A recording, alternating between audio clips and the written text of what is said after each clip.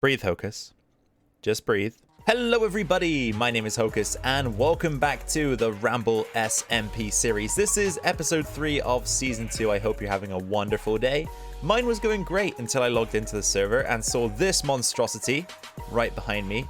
And there's one person on my suspect list, so that makes him top, bottom and middle simultaneously, and his name is British Weirdo. I also came across this sign, but I mean, this doesn't make up for this. If this was British Weirdo, this doesn't make up for what you've done to my base. It doesn't. So I cracked on. I got to work. I chopped, and I chopped, and I chopped. I chopped through the day. I chopped through the night. I even cleared some berry bushes and a huge dirt pillar. And all I can say is thank you very much, BW. Thank you, thank you, thank you, because I have a huge problem when it comes to cutting trees with procrastination and not getting it done. So you doing what you did forced me to cut all of them down, and now I have the motherload, baby, the absolute motherload. I've been thinking a lot last episode and since about this wool farm that we built, and the more I look at it, the more I think about it, the more the design kind of bores me to death. It's a little bit stale, I think. So how about we kick episode 3 of season 2 off with a cheeky redesign? So at the moment, I've got the motions in process for this to get started. I've put shears into each of the dispensers. I'm gonna let this thing do what it does, collect up a bit of wool, because I do want to use some of the colored wool to redesign this thing. And as you can see, a few of the colors are coming in, but I'm going to give it a little bit more chance to do what it needs to do before we begin the redesign. And then I'm just going to go at it off camera, guys. I'm going to go at it. Get it done, and I'll bring you back in when everything is said and done. Oh yes, feeling so much better about this wool farm now that I have changed the design. And I have to say, this has probably been one of the longest starts to an episode in a while, just based on the amount of time it's taken me to do this. I've been sat here for a good couple of hours, I would say, to get this done. So it's taken a little bit of time. Let's have a closer look. So I think at the same time, I've kind of made the design more simple, but also made it a little bit more elaborate. I think I've downsized, which is the simple part, but oops, sometimes it's not going to work as intended. But I've elaborated on the design by adding a lot more depth, detail, and overall just making things look a lot better in my opinion. So if you run across the front here, you've got your first 8 colors of wool. As you just saw me do, you can open up the trapdoor to access the barrel beneath each station. Each station is clearly marked by colored glass, carpets, and that's pretty much it. Colored glass and carpets. So the color obviously corresponds to the sheep inside, and that is the color of wool that you'll be able to get. So hopefully now we can put some of this wool to use, and I do have plans for later in the episode to make use of some of it already. And in the not so distant future, we will be using some of this wool to create some beds to go mining for some ancient debris in the nether. I've also just had word from BW as well about the Excelsior game, and he says that the rule for if there is ever an occasion that my egg gets broken, the rule for that is in the back of this book. So let's go and look at that together for the first time. Hocus's consequence. If your egg is to break, you are only allowed to use iron tools and armor for an entire episode. Better not have any big projects in that episode or it will be pain. LOL. Good luck. Alright, you know what? I'm smiling here because that's not too bad. That isn't too bad. I know that some people, for example, Endavar, I believe his consequence is that if his egg is broken, he has to destroy beds. And that might be for the entire season. And I'm not sure if we'll follow through on the consequences that are supposed to last an entire season. Because, you know, sometimes that can be hard to keep track of. But I do have faith that Endavar will continue with that for at least a little while, if not for the rest of the season. He is a very committed guy, so he may do. But yeah, I'm not gonna lie. I like the outlook of our consequence. Don't think it's terribly bad. I think we could get by using iron tools and armor for just a single episode. Endavar, he is such a great guy. He's got all of this stuff going on, And then in the middle of his base, he leaves his horse in a little pit so that if anyone's ever in need, they can swing by and use him. I mean, could you get more friendly? Could you get more generous? Endavar, you're such a great guy. I'm heading over to Amradorn's place because I need to speak to Rob. And, you know, using a horse is a lot faster than running. So, I'm going to take Endavar up on his offer. This looks like the place. And I know Amberdorn is online, so I wouldn't be surprised if we were to bump into him around here. But, Amberdorn, darn it, darn it, darn it. I just realized that I forgot something. I forgot to bring diamonds. I was going to buy some of his iron. He has a little iron farm and iron shop over there. I was going to buy some of that. And also, you can leave tips for Rob. So, Amberdorn, I can hear you. Do you hear me? Hello? Amradorn. I can see him. He's right there. Oh, he doesn't have his mic on. That's okay. No problem. So, where is Rob's little house?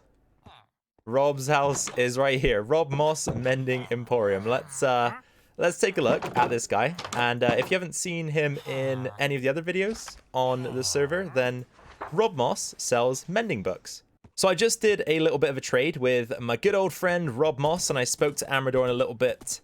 Didn't record any of it, but I will bring Amradorn into the episode in just a second because I completely forgot to bring diamonds with me. So we're walking away with a mending book and I haven't given Amradorn anything in return, which I feel really bad about because I've used Rob Moss's services. He's a great guy, doesn't expect payment, but he does have a tip jar. So I'd like to drop something in there, and Amberdorn also has a pretty funky little market selling some cool things that I would like to purchase, and that works on a pay what you want, take what you want basis. So essentially, if I wanted to, if I was a complete and utter scoundrel, I could take everything and pay nothing. Amberdorn. Yeah, what's up, I'm back. This time bearing goods. Okay. Let me go and put Endavar's horse somewhere safe. All right, so talk me through the market. What have we got going on here? Well, over here we have some carrots and potatoes. Okay, yep. Cookies and a few other odds and ends. Moss blocks, I like it. Okay. And then over here we have spyglasses and amethyst, blocks of amethyst and amethyst crystals. All right, I really need a spyglass. I'm taking one of those, and okay. I'm gonna wait. You don't want the money in that chest though, right? You want it over here. Right, the pay chest is right here. Okay, so I'm gonna give you 3 diamonds for the spyglass. Do you think that's a fair price? Sure. Okay, cool. I mean, some folks have paid in flowers. You mean some cheapskates have paid in flowers? It's perfectly legitimate payment by the way this market is set up. You know what? I'm gonna say it straight. You've only got yourself to blame for that. That's true. There's some pumpkins and a couple of production books and some milk over here. Okay, diamond hoe. You know what? I'm gonna give you a diamond for a diamond hoe because that kind of saves me 1 diamond on the cost of the tool. So yeah, I'll go for that.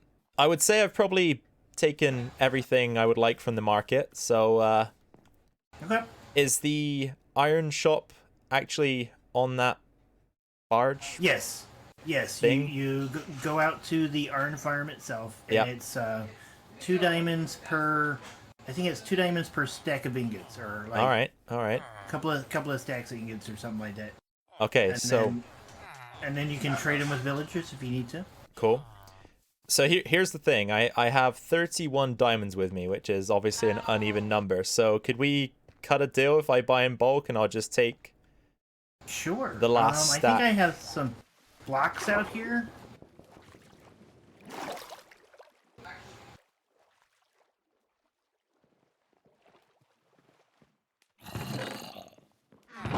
Okay, so 2 diamonds equals 1 stack of ingots. So let's say I've got 31 diamonds. So 30 diamonds would get me 15 stacks. Could I take 16 stacks and give you 31 diamonds? Absolutely. Okay, let's do that. So I'll go 1, 2, 3, 4, 5, 6, 7, 8, 9, 10, 11, 12, 13, 14, 15. Oh no, my inventory. There's a crafting bench right here if you want to make them into blocks. I will certainly do that.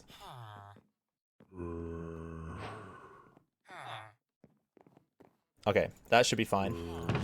And then payments in this chest here. So there you go. All right, cool. Oh, wait, I've just forgotten something. What? I didn't give you a tip for Rob Moss. So I've just spent all of my diamonds. So what I'll do is I'll give you a stack of iron ingots back, and that then will release a couple of those diamonds as a tip. Okay? Okay, no worries. All right. And just one more thing to do before we head home, and that is to return Endavar's horse safe and sound. And make sure that he knows nothing about it. Not that he would care, because why else would he leave his horse out in the open if not for free public use? Now let's put Rob Moss's commodities to work at the anvil. Alright, so I've got my pickaxe, which obviously at the moment has efficiency 4, fortune 3, and unbreaking 3. We're just going to toss it in and add mending. Probably think of a name for this thing as well, because it's gonna be sticking around for a long time, most likely, unless we die and lose it. That's probably the only possibility of it going missing. I spy, with my little eye, Endavar's sheep farm. Now, for our next task on the RambleSMP server today, we're going to be building a little minigame at spawn, and that minigame is going to require us to use quite a bit of white wool. So I spied it, and now I'm using it. Endavar's wool farm. Thanks, Endavar. You are far too good to me. So here we are then, over at spawn, just outside of BW's Bell Hunt minigame.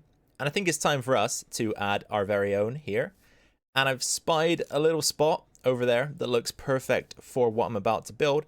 And just as a little hint before we get into the build, it's going to be called pound for pound. Now, that phrase might mean something to some of you, so you might be able to make a little bit of a guess as to the theme of this minigame. First things first, alongside the path, we're going to set up a 10 by 10 area that is going to be comprised of diorite, stairs, and blocks. So that is 3, 4, 5, 6, 7, 8, 9, and then 10. If you didn't make the connection, pound for pound is a phrase often used in combat sports. Boxing is what I'm thinking of here. And this is the basis of our boxing ring. So with the base in place, we need to create the ropes that extend around the outside of every boxing ring. And let's just ensure that there are accommodations for players to enter the boxing ring. So we've got stairs on both sides, as well as a gate. Now, I don't know if there's a name for this, but boxing rings often have this weird cloth fabric sort of stuff that overhangs around the outside. This reminds me quite vividly of playing WWE games back in the day, and you'd kind of like slip under the ring to grab a steel chair or something. I don't know if you guys played those. That was kind of a weird memory to bring up, but that's what it reminds me of, and boxing rings often do have them, so we're going to go and place some banners to emulate that look. And then to top things off, a lot of rings have a sponsorship decal or something similar, so we are going to go ahead and have one of those for ourselves. But rather than a sponsorship deal, we are going to decorate the ring with a face that Minecraft players know all too well. Okay, so that is pretty much it for the arena. Now I am going to walk you guys through the rules of our game. So, pound for pound rules. Number 1 is to take off all armor and weapons. Pound for pound is going to be a hand-to-hand combat game only, so no weapons, no armor allowed. Number 2 is agree to a bet. The bet must be matched by both fighters, which means that if somebody bets 1 diamond, the other fighter must agree to a 1 diamond bet. And both of these bets are going to be placed in a chest that I'm going to label the stake chest. So a stake is a bet, for anybody that doesn't know. And then number 3, optional but recommended. I'm going to put a bed here. You might want to reset your spawn point at the pound for pound bed. So if you do lose the fight, you'll respawn right away at the pound for pound site. Number 4 is that both fighters should then enter the arena. And number 5 is that the fighters should count down 3, 2, 1 together and then engage in combat and fight to the death. The winner will take the contents of the stake chest. And then finally, rule number 7, you'll record your fight on the following pages. So I've got a little format here. You'll put the date of the fight, you'll put the fighters' names, the winner of the fight, and then whatever the stake was. So we're going to pop down a lectern. Probably right here will be okay for now. Place the book on it so that the other Ramblers can use it. We'll also have a bed here. That should do the trick. And then, like I say, we'll also want to have a chest that is labeled stake chest. Stake chest is in place, and I had a quick, what I think is a bright idea as well. I've placed 2 lockers here, so locker for fighter A, locker for fighter B. At some point, there may be more than 2 fighters, but for now, there's only going to be 2. So if you've got anything in your inventory, like I have at the moment, and of course, you're going to be taking your armor off, you can chuck it in the chest so that if you die, it doesn't spill in the arena. I think that's a nice little touch. I have been summoned. You have. You have totally and utterly been summoned.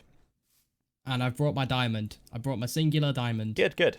All right, so I've built this little minigame. I want you to test it out with me if you don't mind. All right. I noticed that it's a creeper face. Yeah, nothing to do with creepers. That's purely design. Purely design. Should I take off my things? Yeah, so I was about to run you through the rules. So the game, I'm calling it pound for pound. Obviously, it looks a little bit like a boxing ring. Pound. Yep. But there's also kind of a dual like meaning to that. So the rule book is right here if you want to take a quick read and just see what you can make of it. Okay. Oh, all right. You just want to kill me. That's all it is. Well, look, I don't do a lot of PvP. And what I mean by that is I don't do any. So that I think this would be a fair fight. Yeah. I think it would just be a slog. Oh yeah, I'm not really a PvP pro. I mean, if you're gonna choose anyone that will absolutely destroy you in PvP, it's most likely going to be binary. I'm glad he's not online. Okay, so take off my stuff because yeah, I've got like protection 3 and whatnot. Armor off. Yep. All right. So you can. Okay, I'm guessing that's yours. Yep. You can use the locker. So it's use my locker. So it's just a naked fight. I'm assuming. It is just straight up naked fight. So no food. No food. I'm gonna keep mine on me, but obviously won't eat it. Integrity, of course. My own game. I just don't have space for it. Food in there. I'll use your chest actually. Never mind. I'll pop it in your chest. Pop what? Your food. My food. Yep. And, yeah, because your chest is kind of empty. Yeah. And then well, not empty, but you know what I mean. Really full. Yeah. And then just for the sake of the fight, we'll agree to a 1 diamond stake. Is that good? Is that okay? Yeah, that's good. I mean, after this, I have 30 diamonds to my name, so I'm not exactly rolling in the diamonds. Yep, pop our stakes in. Oh, wait, hang on. Stakes in. See what you did there. Okay, that was terrible. Let's fight. All right. Enter. So you enter on that side. I'll enter on this side. Okay. I don't know why you chose the creeper face. It's a little unnerving. I won't lie. I promise you, there's no tricks to this. It's just there's no tricks to this. No. So are you sure? Yeah, I'm totally sure. So what we'll do is we'll count 3, 2, 1 together. On 1, we'll engage. Okay. All right. Ready? Yeah. 3, 2, and 1. 1. Go. All right. We just punch each other to death. Yep. Oh god. Is there a strategy to this, or do you just over this? I honestly don't know. Or do you just spam? Jumping because crits. Just crits. Wait, why? Do you know what's sad? I've got 20 levels. Oh man, I have 29. Oh, you hit me out of the ring. Oh, I knocked you out of the ring. Does that mean I win? I mean, I mean that's how boxing works, isn't it? You go out the ring. Yeah. You lose. You know what? I didn't even accommodate for this situation. I didn't at all.